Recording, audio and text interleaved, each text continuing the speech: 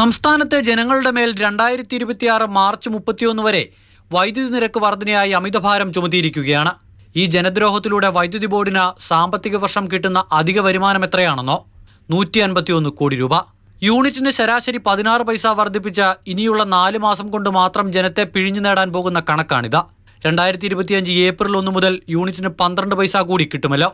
അപ്പോൾ അടുത്ത ഒരു വർഷം കൊണ്ട് പ്രതീക്ഷിക്കുന്ന അധിക വരുമാനം 827 കോടി രൂപയാണ്.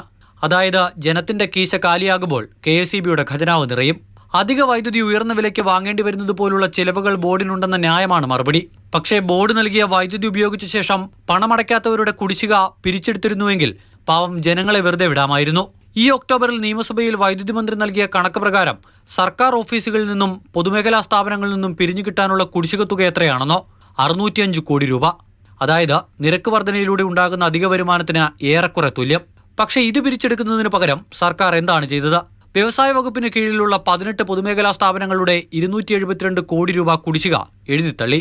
ഇതോടെ അതും ജനങ്ങളുടെ തലയിലായി. നിയമസഭയിൽ നൽകിയ കണക്ക് പ്രകാരം സ്വകാര്യ വ്യക്തികളിൽ നിന്നും മാത്രം 1463 കോടി രൂപ തിരിച്ചു പിടിക്കാനുണ്ട്. ഇതിൽ 370 കോടി രൂപ ഗാർഹിക ഉപഭോക്താക്കളാണ്.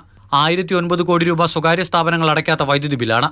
ഇങ്ങനെയൊക്കെ വലിയ വീഴ്ച വരുത്തിയിട്ടാണ് വൈദ്യുതി നിരക്ക് വർദ്ധിപ്പിച്ച ജനങ്ങളുടെ കയ്യിലെ പണം പിടിച്ചുവാങ്ങി KSEBയ്ക്ക് അധിക വരുമാനം ഉണ്ടാക്കി കൊടുക്കുന്നത്.